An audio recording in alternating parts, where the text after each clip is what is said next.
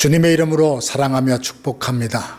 오늘 하루도 하나님의 은혜와 평강이 여러분 모두에게 충만케 되시기를 원합니다. 다 함께 사도신경으로 신앙을 고백합니다. 나는 전능하신 아버지 하나님, 천지의 창조주를 믿습니다. 나는 그의 유일하신 아들 우리 주 예수 그리스도를 믿습니다. 그는 성령으로 잉태되어 동정녀 마리아에게서 나시고 본디오 빌라도에게 고난을 받아 십자가에 못 박혀 죽으시고 장사된 지 사흘 만에 죽은 자 가운데서 다시 살아나셨으며 하늘에 오르시어 전능하신 아버지 하나님 우편에 앉아 계시다가 거기로부터 살아있는 자와 죽은 자를 심판하러 오십니다.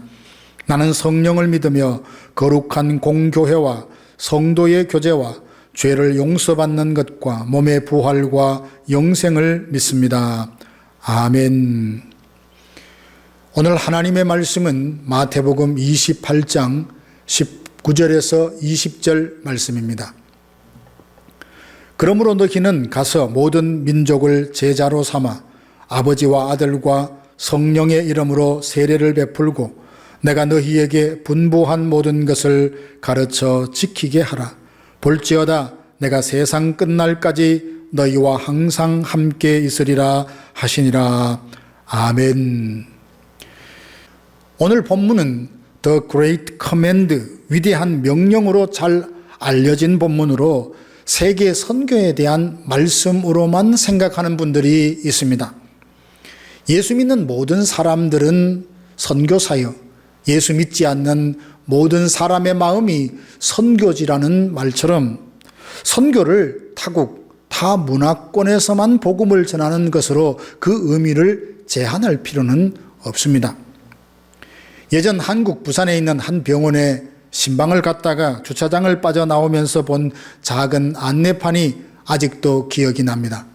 보통 출구에는 엑시트라고 표시되어 있는데 그 병원 주차장 출구에는 선교지로 가는 길이라는 간판이 붙어 있었습니다.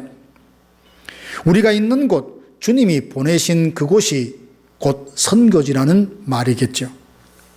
예수님께서 우리를 세상으로 보내시며 당부하신 말씀이 있습니다. 너희는 가서 모든 민족을 제자로 삼아 아버지와 아들과 성령의 이름으로 세례를 베풀고 내가 너희에게 분부한 모든 것을 가르쳐 지키게 하라 하십니다. 예수님은 우리에게 복음이 필요한 자에게 가라고 말씀하십니다. 누군가 복음을 전해달라고 초청할 때까지 기다리지 말고 복음이 필요한 곳을 먼저 찾아가서 전하라 하십니다. 왜냐하면 모든 사람은 주님을 필요로 하고 복음이 필요하지만 영적인 어둠에 빠져서 자신의 영적인 필요를 깨닫지 못하기 때문입니다. 육신의 목마름과 배고픔, 외로움은 느끼면서 그 필요를 채워줄 어떤 것을 찾아 나서지만 영혼의 구원이 필요하다는 사실은 깨닫지 못하고 살아갑니다. 그러니 스스로 알아서 복음을 듣기 위해 찾아오기를 기다리지 말고 복음을 필요로 하는 자에게로 가라 하십니다. 때를 얻든지 얻지 못하든지 전하라 하십니다. 오늘 하루 내가 있는 곳에서 기회 있는 대로, 아니 기회를 만들어서라도 복음을 전하는 우리들이 되시기 바랍니다. 복음을 전하는 성도들이 되시기 바랍니다. 예수님은 가서 그들을 가르쳐 지키게 하라 하십니다. 예수님은 말로만 전하는데 그치지 말고 전해진 복음이 그들 삶 속에서 행함으로 드러나게 하라 말씀하십니다. 제자란 성령과 진리 안에서 예배하는 자, 하나님의 뜻이라면 순종하는 자, 섬기는 자를 말합니다. 복음을 전해 듣은 사람이 예수를 믿고 온전한 제자가 되려면 삶과 성품의 변화, 말씀에 순종하는 데까지 이르러야 합니다. 그러니 전하는 것으로 그칠 것이 아니라 전해진 복음이 심겨져 열매를 맺을 때까지 이끌어주고 돌봐야 합니다. 가르쳐 지키게 하라 하심은 지킬 때까지 가르치라, 지키도록 가르치라는 말씀으로 복음을 전하는 것으로 그치지 말고 믿고 행함에 이를 때까지 이끌어 주라는 말씀입니다. 한 생명을 잉태하고 낳고 장성할 때까지 돌보는데 얼마나 많은 희생과 눈물이 필요한지 아실 겁니다. 영혼도 그와 같습니다. 스스로 깨닫고 회개하고 돌아와 진리의 말씀을 깨닫고 자신의 힘으로 믿음 생활을 해 나갈 사람은 아무도 없습니다. 악한 영이 믿지 않는 자의 마음을 혼미케 하여 믿지 못하도록 역사하고 회방합니다. 그러니 믿지 않는 자의 마음에 복음이 심겨지려면 예수 그리스도의 이름의 능력으로 사단의 역사를 묶어야 합니다. 유창한 말솜씨로 흑암의 권세 아래에 있는 자들을 이끌어낼 수 없습니다. 영혼을 구원하는 데는 반드시 성령의 역사하심이 있어야 합니다. 하나님은 전도에 미련한 방법으로도 영혼을 구원하는 것을 기뻐하신다 하셨으니 주의 영의 도움을 입어 우리가 가서 복음을 전해주어 말씀을 지키며 살도록 이끌어 주어야 합니다. 이민자로 살아가는 우리들이 복음을 전하려 할 때 만나는 대부분의 사람들이 이미 믿는 분인 경우들이 많이 있습니다. 대부분 교회에 출석하고 계시기에 전도의 필요성을 느끼지 못하고 살 때가 있습니다. 그러나 믿는 것 같지만 믿지 않는 사람들이 있고 믿다가 낙심하여 오랫동안 교회 생활을 멀리하는 사람들이 있을 것입니다.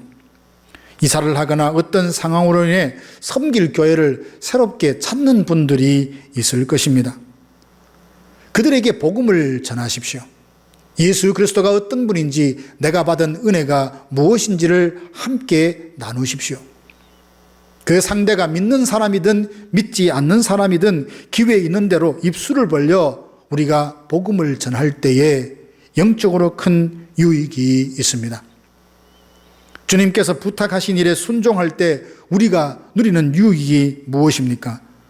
전하는 나 자신의 믿음이 더욱더 굳게 세워집니다.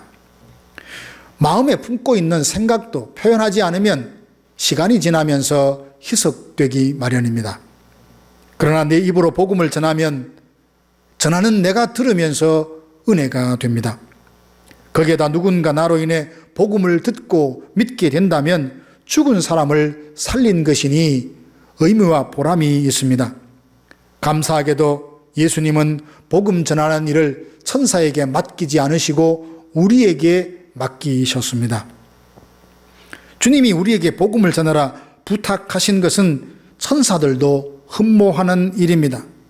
그러므로 복음을 전할 때 전하는 나 자신의 믿음이 더욱더 굳게 세워진다는 사실을 생각하며 담대하게 주께서 맡기신 일을 순종하는 오늘 하루가 되기를 주님의 이름으로 축복합니다. 그리고 전할 때 마음에 기쁨이 있습니다. 빌립이 사마리아에 복음을 전했을 때 그 성에 큰 기쁨이 있었습니다. 복음이 전해질 때 기쁨이 충만합니다. 전하면서 나 자신이 하나님의 은혜로 믿는 자가 되었다는 사실을 새롭게 깨달으며 기쁨이 샘솟듯 일어납니다. 나 같은 사람이 뭐라고 나를 통해 죽은 영혼 살리는 일에 사용하신다는 사실에 놀랍니다. 다니엘서 12장 3절에 보면 많은 사람을 옳은 대로 돌아오게 하는 자는 별과 같이 영원토록 빛나리라 하셨으니 복음을 전하라는 주님의 부탁에 순종함으로 우리가 누릴 은혜를 생각하며 기쁨으로 충만케 되는 오늘 하루가 되기를 주님의 이름으로 축원합니다. 우리가 예수님이 부탁하신 일, 복음의 증인으로 살아갈 때 누리는 또 다른 영적인 유익이 있습니다. 20절 말씀 보면 내가 세상 끝날까지 너와 항상 함께 있으리라 하십니다. 주님은 주께서 부탁하신 일에 순종하여 복음의 증인으로 살아가는 자를 세상 끝날까지 함께 하시며 지켜주리라 약속하십니다. 물론 누구나 항상 바울처럼 구령의 열정을 갖고 복음의 빚진 자가 되어서 예수님을 전하는 것이 어렵게 느낄 수 있습니다. 그러나 우리에게 사람의 영혼을 살릴 수 있는 도구가 들려져 있다면, 우리의 눈앞에 죽은 사람이 나로 인해 다시 살아날 수 있다면 어찌 이를 외면하겠습니까? 누군가 죄로 말미암아 죽은 나를 긍휼히 여기며 기꺼이 복음을 전해 주었고 믿음으로 이끌어 준 덕에 우리가 오늘날 예수님을 믿고 믿음 생활하고 있지 않습니까? 사랑하는 성도 여러분, 예수님께서 세상 끝날까지 함께 하리라 약속하시며 우리에게 부탁하신 일이 있습니다. 가서 전하라. 지킬 때까지 전하라. 주님이 부탁하신 이 일에 오늘 하루 충성하는 우리 모두가 되기를 바랍니다. 성령의 도우심을 힘입어 내가 믿은 예수를 전하여 죽은 영혼을 다시 살리는 데 쓰임받고 하늘의 별과 같이 영원히 빛나는 존귀한 성도들이 되시기를 주님의 이름으로 축원합니다. 다 같이 기도하겠습니다. 지금은 우리 구주 예수 그리스도의 은혜와 하나님 아버지의 크고 놀라우신 사랑하심과 성령의 위로교통 충만케 하심이 우리를 보내실 때 기꺼이 가며 분부한 것을 가르쳐 지키게 함으로 하늘의 별처럼 영원히 빛나는 존귀한 성도로 살리라 다짐하는 사랑하는 성도들 머리 위에 이제로부터 영원토록 함께 있을지어다. 아멘.